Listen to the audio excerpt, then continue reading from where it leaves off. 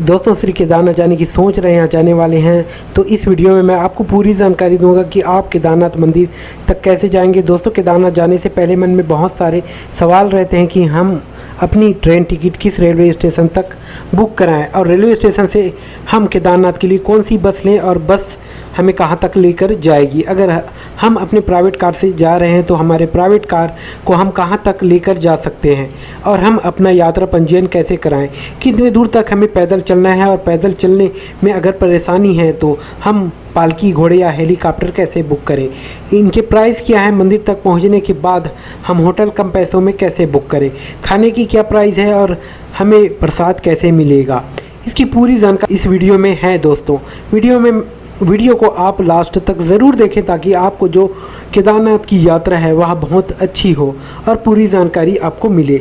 दोस्तों श्री केदारनाथ मंदिर राज्य उत्तराखंड, जिला रुद्रप्रयाग में स्थित है। यह बहुत ही प्रसिद्ध है और हर कोई अपनी ज़िंदगी में एक बार भोले बाबा के दर्शन को आना ज़रूर चाहता है। तो दोस्तों अगर आप एयरपोर्ट के माध्यम से केदारनाथ मंदिर आना चाहते हैं तो श्री केदारनाथ मंदिर निकटतम एयरपोर्ट है देहरादून जाली ग्रैंड एयरपोर्ट। दोस्तों आप जिस राज्य में रहते हैं उस राज्य से कहीं डायरेक्ट फ़्लाइट नहीं है तो आप दिल्ली, त्रिवेंद्रमपुरम, लखनऊ, मुंबई और बेंगलुरु आप इन एयरपोर्ट से देहरादून जाली ग्रैंड एयरपोर्ट आ सकते हैं और यहाँ से डायरेक्ट फ़्लाइट से आप जा सकते हैं इन एयरपोर्ट में।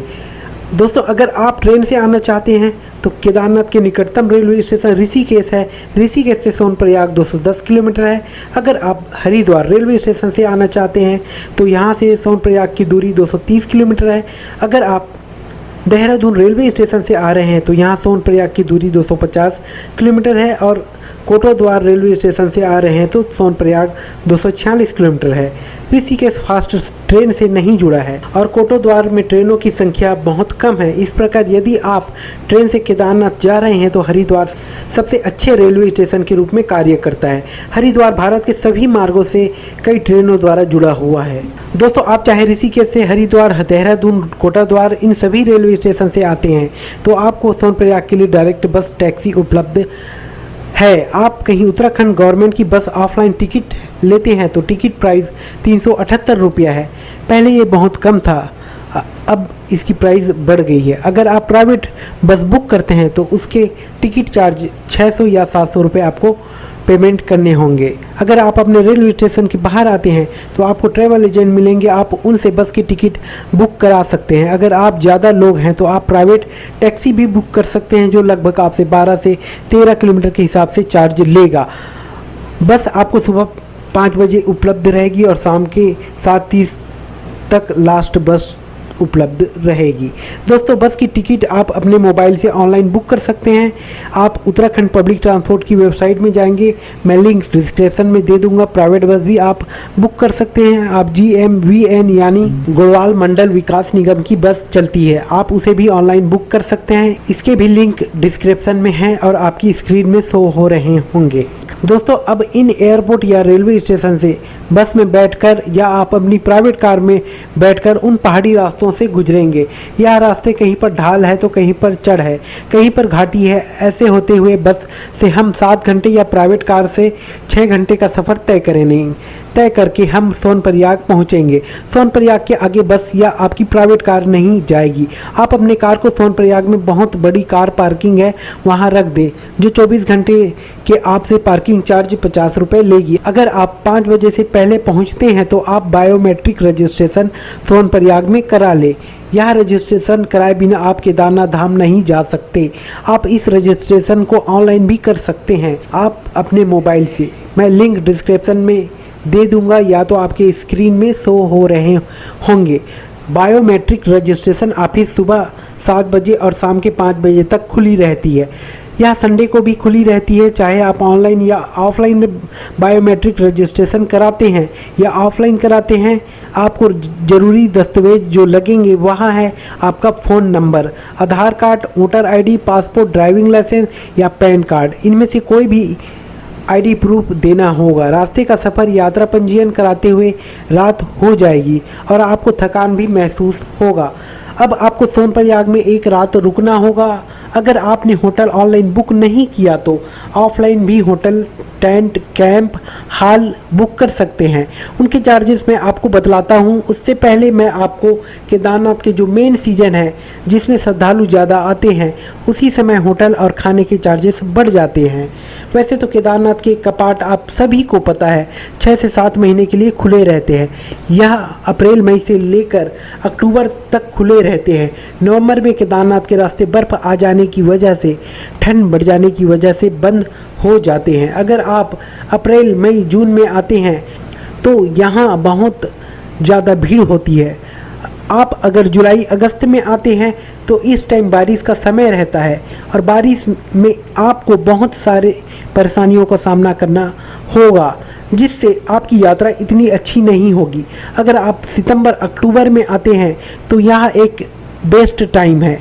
इसमें भीड़ कम रहती है और आप अच्छे से दर्शन भी कर पाएंगे और आपको होटल कम दामों में भी उपलब्ध होंगे। सोनप्रयाग में आपको होटल 800 से 1000, 1500 में मिल जाएंगे। अगर आप इससे कम पैसे में रहना चाहते हैं तो आप डॉर्मेट्री में रुक जाएं। यहाँ आपको 300-250 रुपये में उपलब्ध हो जाएंगे और आपके सामान को रखने के लिए अलग से लॉकर रूम रहेगा। अगर आप इससे कम पैसे में ठहरने की सोच रहे हैं, वहाँ आपको एक बड़ा हॉल मिलेगा। हॉल के अंदर बेड लगे रहेंगे बहुत सारे, जिसमें रजाई, गद्दा, तकिया मौजूद रहेगा। यह हॉल आपको 100 रुपये में उपलब्ध हो जाएगा। तो रात का भोजन आपको 130 रुपये में थाली में उपलब्ध हो जाएगी। दोस्तों, सोनप्रयाग में एक रात रुकने के बाद आप सुबह जल्दी उठें। आप जितनी जल्दी उठेंगे उतनी जल्दी आप केदारनाथ पहुंचेंगे। सोनप्रयाग से आपको गौरीकुंड जाना है और सोनप्रयाग से आगे गौरीकुंड जाने के लिए ना तो बस चलती है, ना आप अपनी प्राइवेट कार को ले जा सकते हैं। आप या तो फिर टैक्सी से जा सकते हैं। टैक्सी वाले आपसे 20 रुपये लेंगे। सोनप्रयाग से गौरीकुंड 5 किलोमीटर दूर है और गौरीकुंड से केदारनाथ 16 किलोमीटर है। या फिर आप सोनप्रयाग से केदारनाथ घोड़े खच्चर में जा सकते हैं। उसके आपको 2500 रुपये देने होंगे। अगर आप गौरीकुंड से घोड़े खच्चर बुक करते हैं तो आपको 2300 रुपये देने होंगे। दोस्तों, अगर आप पालकी बास्केट में बैठ कर जाएंगे तो जाने के 4550 रुपये। अगर आप आने जाने की बुक की है तो आपको 7950 रुपये आपको पेमेंट करने होंगे। दोस्तों, अगर आपको चलने में परेशानी होती है, सांस की प्रॉब्लम है और कोई तबीयत ख़राब है तो आप हेलीकॉप्टर से केदारनाथ जा सकते हैं। आप अगर Dehradun railway station, Rishikesh railway station, Kotdwar railway station, Haridwar railway station, आप इनमें से कोई भी रेलवे स्टेशन में हैं, आप फाटा के लिए बस बैठ जाइए। आपको सोनप्रयाग जाने की ज़रूरत नहीं है। अगर आप हेलीकॉप्टर से केदारनाथ जाने की सोच रहे हैं और आप फाटा में ही आप बायोमेट्रिक रजिस्ट्रेशन यानी तीर्थ यात्रा रजिस्ट्रेशन करा सकते हैं और यहाँ कम भीड़ रहती है और हेलीपैड है। आप अपना हेलीकॉप्टर टिकट यहाँ से बुक करा सकते हैं ऑफलाइन। ऑनलाइन बुक कराना चाहते हैं तो लिंक डिस्क्रिप्शन में है, स्क्रीन में भी शो हो रहा होगा। आप इसे बुक करा सकते हैं, चाहे आप ऑनलाइन बुक करें, ऑफलाइन बुक करें। हेलीकॉप्टर आपको फाटा से केदारनाथ तक एक तरफा किराया 2360 रुपये है। अगर आप राउंड ट्रिप करते हैं तो 4720 रुपये आपको पेमेंट करने होंगे। दोस्तों, अगर आपका स्वास्थ्य ठीक है, चलने में कोई परेशानी नहीं है, सांस की प्रॉब्लम नहीं है, तो मैं आपको सजेस्ट करूंगा कि आप पैदल ही गौरीकुंड से केदारनाथ चले।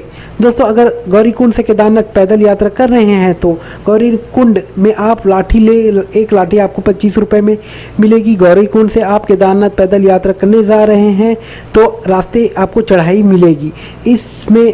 उसमें यह लाठी सहारा हो जाता है और लाठी के सहारे से आप अपना पैदल यात्रा आरंभ करेंगे। इस 16 किलोमीटर के पैदल सफ़र में रास्ते में आपको छोटी छोटी दुकान मिलेगी जिसमें आपको कोल्ड ड्रिंक, पीने का पानी, खाने का सामान उपलब्ध रहेगा और रास्ते में टॉयलेट, बाथरूम मिलेंगे। 16 किलोमीटर का सफ़र में आपकी तबीयत कुछ ख़राब हो गई, सांस लेने में दिक्कत आ रही है, रास्ते में हॉस्पिटल मिलेंगे छोटे छोटे। कई जगह आप वहां अपने स्वास्थ्य को चेक करा सकते हैं, दवा ले सकते हैं। दोस्तों, आप पैदल रास्ते में चलते जाएंगे, आपको बहुत खूबसूरत नज़ारे देखने को मिलेंगे। आपको हरे भरे पहाड़ भी देखेंगे और बहुत खूबसूरत बर्फीले पहाड़ भी दिखाई देंगे। जिस रास्ते में चलेंगे वहाँ नया रास्ता बना हुआ है और आप इस रास्ते में चलेंगे तो आपको 2013 की त्रसदी आई थी जिसमें कई लोगों ने अपनी जान गंवाई। पुराने रास्ते थे वहाँ तबाह हो गए हैं। वह रास्ते भी आपको दिखेंगे और कई जगह उस रास्तों से भी आप गुजरेंगे चलेंगे। आप मंदाकिनी नदी की पानी की आवाज़ें सुनेंगे कल कल कल, और मंदाकिनी नदी में बनी पुल से आप अगले छोर तक जाएंगे। बहुत खूबसूरत दृश्य होगा दोस्तों। आप इन दृश्यों को अपनी यादों में बसा सकते हैं, या आपके पास कैमरा है तो कैमरे में कैद कर सकते हैं। इस तरह आप पैदल चलेंगे खूबसूरत नज़ारे देखते हुए। आपको पता नहीं चलेगा कि आप 16 किलोमीटर पैदल चले और केदारनाथ पहुंच गए। दोस्तों, आपको GMVN केदारनाथ में कम लागत वाला बजट प्रवास प्रदान करता है। यह guest house, tent, cottage Kedarnath helipad के पास या केदारनाथ के रास्ते में स्थित है। इन GMVN कैंपों में 5000 से अधिक तीर्थयात्री ठहर सकते हैं। आप इन्हें बुक कर सकते हैं ऑनलाइन या ऑफलाइन भी। आप अगर सीजन में आते हैं तो यह बहुत भीड़ रहती है, इसलिए आप ऑनलाइन बुक करके आएँ। इस प्रकार है, अगर आप केदारनाथ डोम कॉटेज में 10 बेड रहेंगे और बेड अच्छी क्वालिटी के गद्दे और रजाई रहेंगे और बाथरूम रहेगा जिसे 10 लोग यूज कर सकते हैं। साफ़ सफाई अच्छी रहेगी। आपको एक बेड के 400 रुपये पेमेंट करने होंगे। दोस्तों, अगर आप अकेले हैं, अगर आपको केदारनाथ रुद्र ध्यान गुफा बुक करना है, जिसमें श्री नरेंद्र मोदी जी हमारे देश के प्रधानमंत्री, उन्होंने एक दिन रात इस गुफा में रह चुके हैं। इस गुफा में एक अच्छी क्वालिटी की रजाई, बिस्तर, तकिया रहेगा, प्राइवेट सेप्टिक बाथरूम रहेगा, टेलीफोन रहेगा। इस गुफा में एक छोटा सा खिड़की रहेगा। जैसे ही आप खिड़की को खोलेंगे, केदारनाथ और भैरवनाथ की मंदिर आपको दिखाई देगी। आप अच्छी शांत माहौल महसूस होगा और आप शांति से ध्यान लगाकर बैठ सकते हैं। आप इसे GMVN के वेबसाइट में जाकर 990 रुपये देकर बुक कर सकते हैं। दोस्तों, तीसरा विकल्प है केदारनाथ स्वर्गारोहणी परिसर।